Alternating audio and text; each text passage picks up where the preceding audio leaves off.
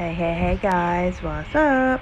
It's your girl Ginger Fox here, and we're going to get into some chapter 6 of book 2, a new set of rules. Now that you return to Edgewater, what consequences will you be up against? I don't care about the consequences. Our grandmother cannot blame us for getting away from there. She really can't. Dude, we're being forced to marry somebody that we don't want to be with. Can you blame her?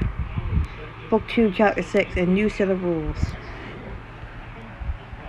After a long ride to Edgewater, you stumble into the foyer right behind the Decorum campus.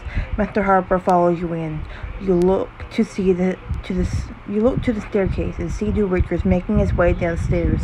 He smiles sinisterly at your arrival.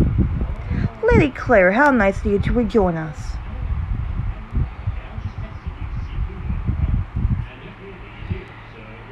Duke Richards strides over, closing the distance between the two of you. You'll learn your place soon enough, girl.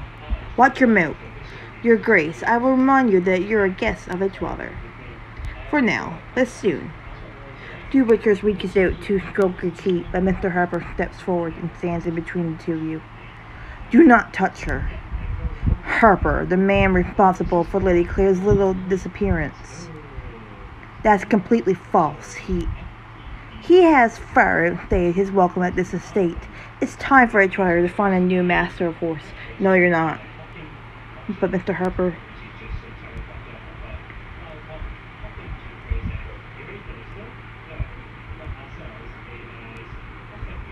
Lady Grandmother, I know how much Edgewater relies on their horses for revenue, and under Mr. Harper's care, they've been faring better than ever. You can't throw all that away, can you? It won't matter soon enough. Once Edgewater is absorbed into Carrington, there will be no need for an Edgewater master of horse. Duchy Carrington has the best of everything, of course. Please, let me explain. Mr. Harper is an embroiler, and the true reason she left Edgewater. I caught her stealing secret glances at him as well. Claire! It's not how it sounds, I promise. You must trust me, Lady Grandmother. My lady, correct me if I'm wrong, but I'm certain you wouldn't want society to discover that your granddaughter, the heiress of Edgewater, ran away with the estate's master of horse. Dude, fuck this guy, bro. Go away. Though scandals on paper, all my intentions were pure. As the Dowager Countess is the mistress here until we marry. It is ultimately her decision, but I think we all know what's best here. The Duke looks at your grandmother for support while you give her a pleading look.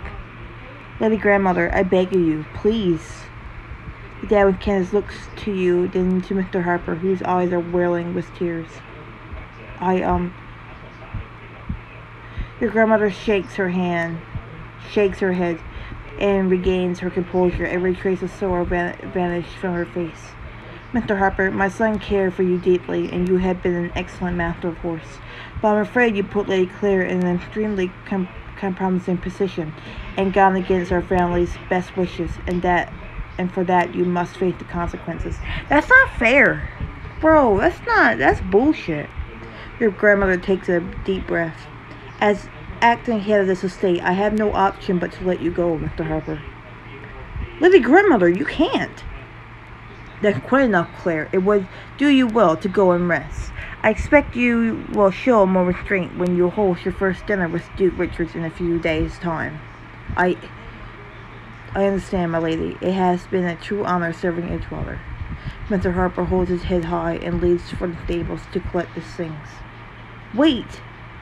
You run after Mr. Harper, but Duke Richards' voice stops you cold. Leave him be, Lady Claire.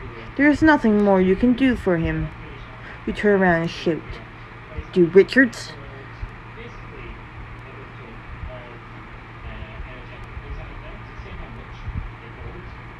The Duke smiles sinisterly.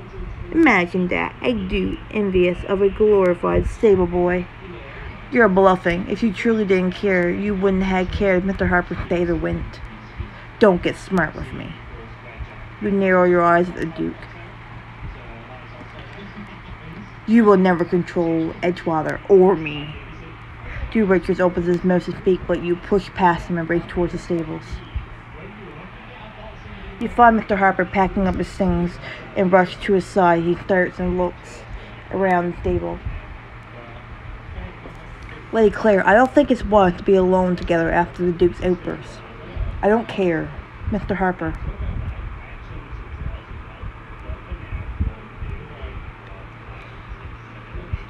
I feel awful knowing I was the cause of this. My lady, you no need to apologize. You couldn't have known the Duke would react this way. Mr. Harper sighs. I wish there was some way to go back in time and reset everything. I don't. What? I am so glad to have known you. My only regret is that I won't be close to you anymore, or the horses. I know you have a special bond with them. And they've been rather upset since the Earl's passing. I'm not sure how they'll take my absence. Will they think I abandoned them on purpose? I will visit the stables each day and make certain they know you'll return.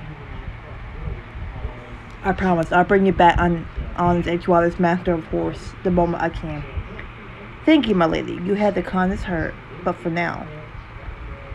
Mr. Harper starts to make his rounds of the stable, bidding each horse farewell. May the remainder of your days at Edgewater be full. Nay. Mr. Harper picks up his sack of belongings and starts towards the door. He takes one glance back to the stables. I will surely miss this place. I still can't believe this is happening. It doesn't feel real. Mr. Harper slumps his shoulders and turns to leave when you notice a fishing pole amongst his things. Mr. Harper, I didn't know you fished. Aye, your father used to take me at the Edgewater Lake. There's a certain patch of grass that when the sun hits it just right, it's as if a chore were singing carols around you. That sounds almost magical. I suppose it's but a distant memory now. Perhaps. No, I couldn't. What is it? Would you go with me just one last time as a farewell to Edgewater?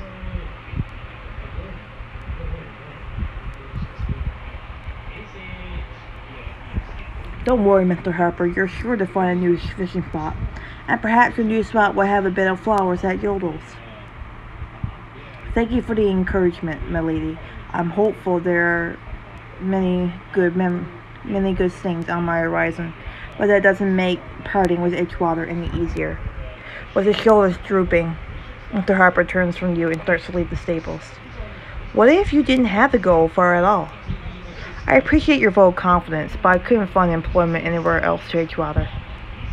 You've both been forgetting someone crucial, Miss Parsons. However, do you figure she can help? I'm sure she's in need of extra hands at Hazelville. Lady Claire, this could very well work. Mr. Harper.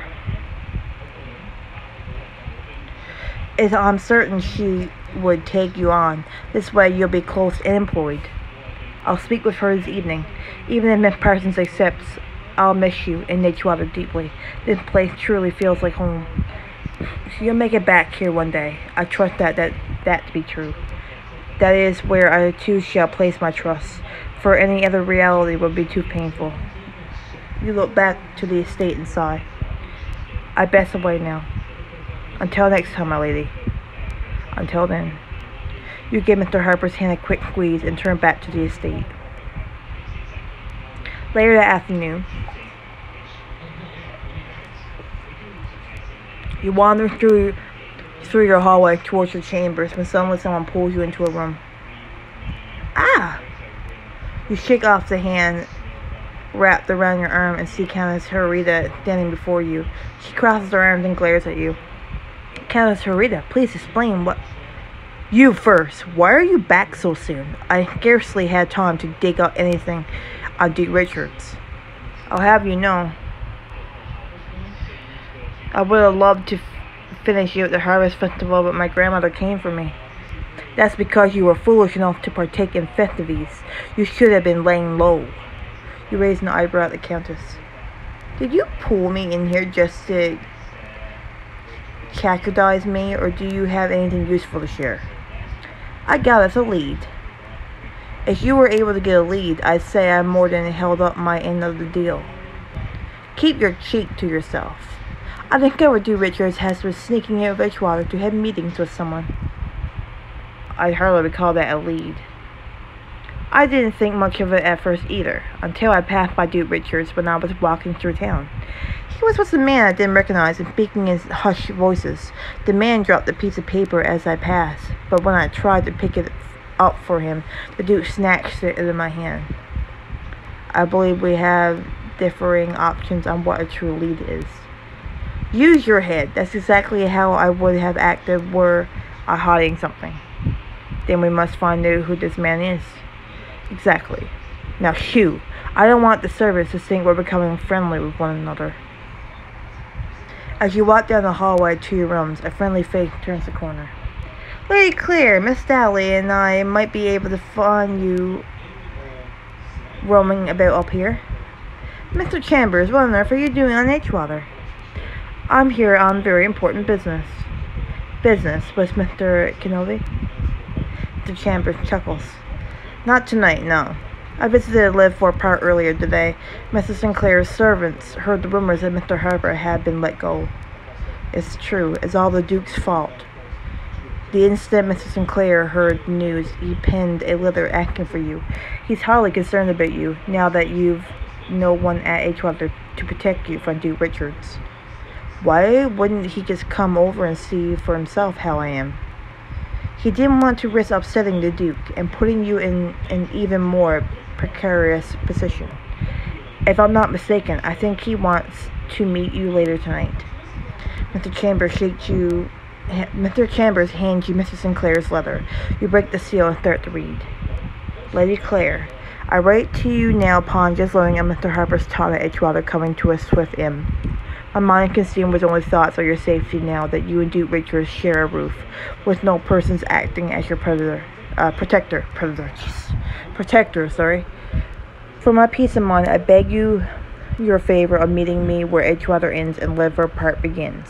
You shall find me at the fence just after sunset and not a moment later. I shall wait all night if need be, for your safety is paramount to me. I must know how you are faring. Yours sincerely, Ernest. For a man of few words, he certainly seems to have many for you, my lady. You had better be off if you're going to meet him in time. I barely made it here in daylight.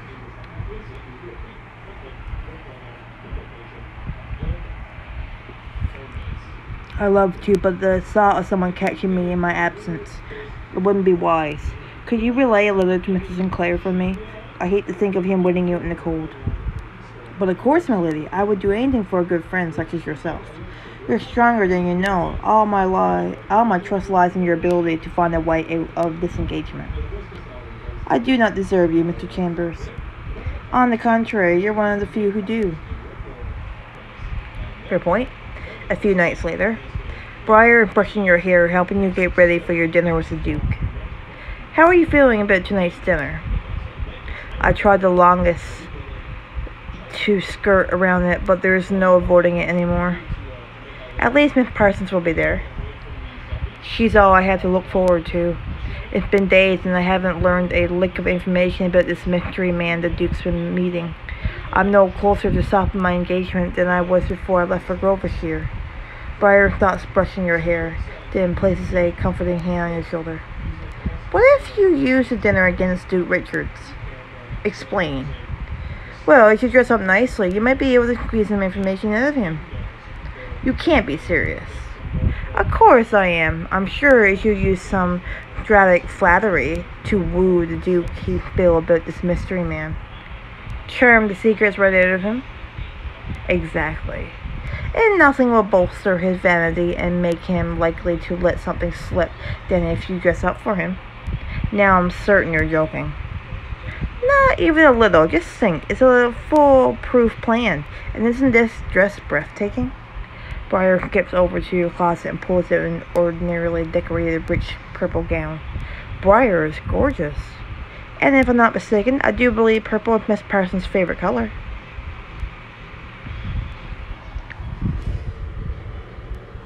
Nah, I ain't gonna charm shit for that bitch. You squint at a dress for a moment, then wave your hand on it. It's beautiful, but I don't need a fancy dress. My wits are strong enough without it. But it's so pretty. I have more important things in my mind right now than pretty dresses, like breaking off my engagement. Fair enough.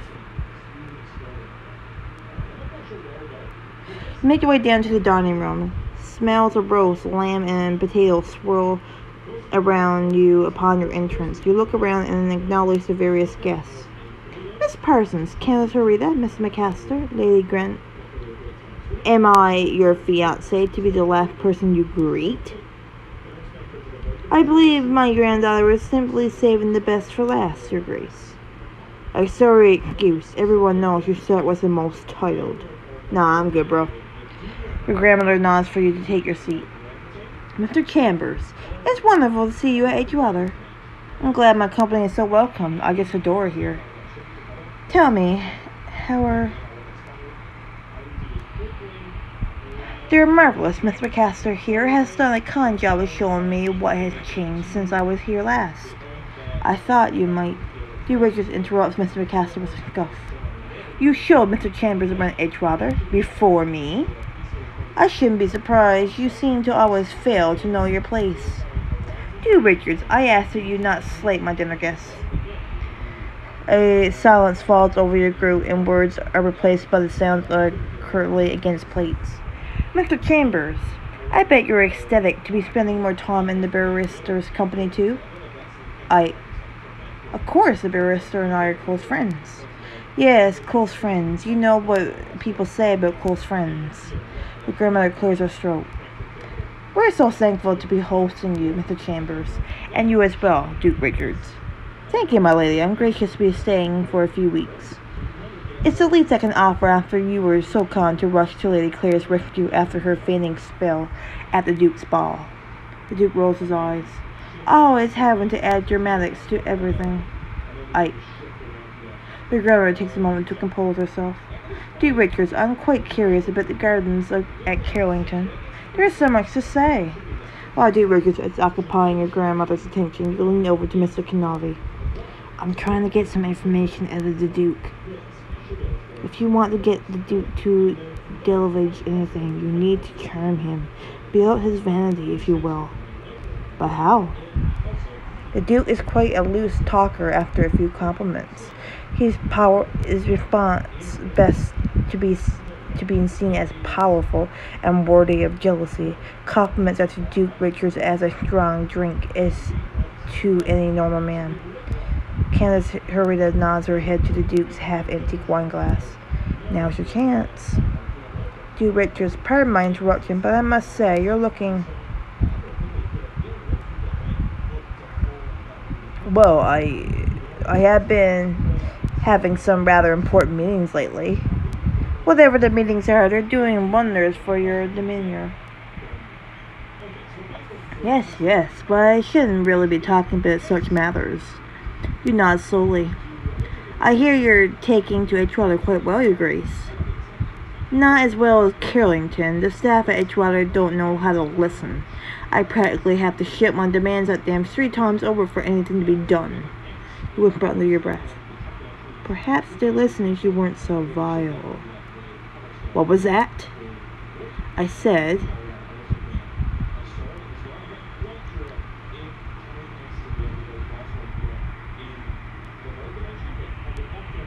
I never thought I'd hear that from you. I have to say I'm pleasantly surprised and greatly flattered. Trust me, my lady, you have nothing to worry about. Duke Richards sighs. In truth, I've been spending time with an old acquaintance of mine, Sir Gideon Payne. I think you'll find his company quite intriguing. Your group finishes dinner in silence. As the servants are clearing the table, Duke Richards takes your hand in his. Thank you all for being here tonight. We're all so grateful to be hosting you here at Edgewater. Though soon enough all our dinners will be held at Carrington in a dining room far superior to this. I say Edgewater's dining room is far superior to anything at Carrington, Your Grace, yourself included. Duke Richards grips your hand tighter in his, and the ridges of his knuckles turn white. You're hurting my hand.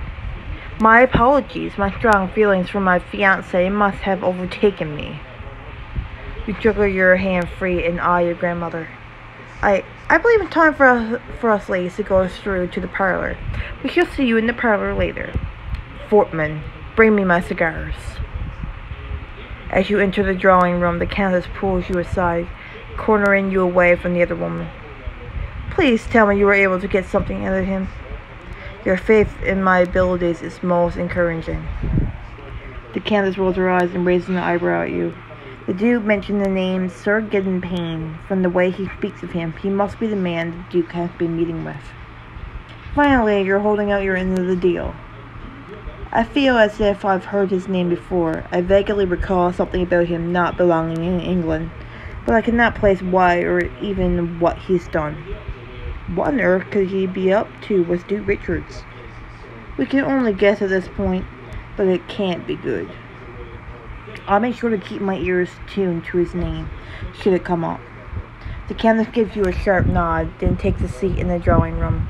As your eyes follow Miss Parsons, she pats the seat next to her on the settee. You look as if you could use this. She hands you a glass of wine as you sit. The Duke is relentless this evening. Being a guest at Edgewater has gone straight to his head. I've some news that's sure to take your mind off the Duke. My parents have decided to hire Mr. Harper as my personal manservant. How could you wait all this time before telling me? And lose the excitement of this moment? I think I waited the perfect amount of time. Annabelle, you had so lifted my spirits. We should toast. You both hold your glasses of one up, ready for clinking. 2. It means the world to me that you've taken them on. Of course, Claire, you're going to need as many people on your side as you can get if you're to break his engagement. And that means keeping everyone close. With your glasses holstered, you clink them together and take your first sips, owing to Miss Parsons' grimace almost immediately. The wine is a bit dry, but I didn't think it was too terrible. It's not that, it's just, well, isn't hardly the good stuff. Miss Parsons, since when do you turn your nose up at wine? It's hard not to for this glass, especially after tasting all the finest wines that Edgewater has to offer. You know, I've been meaning to take another tour of the wine cellar. Claire, can we please? There's a bottle of port I've had my eye on for a while. Let's say the two of us cork it. We can sneak away and completely forget about the Duke. The cellar feels like a whole other world when you're down there. And Parsons leans in close to you and whispers in your ear. A world where we can get completely lost in one another. You glance around the room at the other women who are all engrossed in conversation. I say we had time for a glass. A glass? I suppose we've enough time for a bottle. And Parsons dons her most convenient pout. Won't you humor me?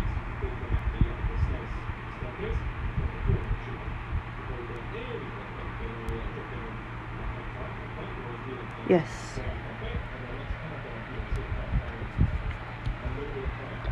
I came with the puppy dog eyes. You know I can't refuse you like that. I do know that, so I only will it when I really truly want something. I've already agreed. You needn't convince me twice. You Miss Parsons set your wine glasses on the table and slink out of the parlor. Alright guys, I'm gonna stop the video there. As always, stay safe and take care. Love you all. Bye bye.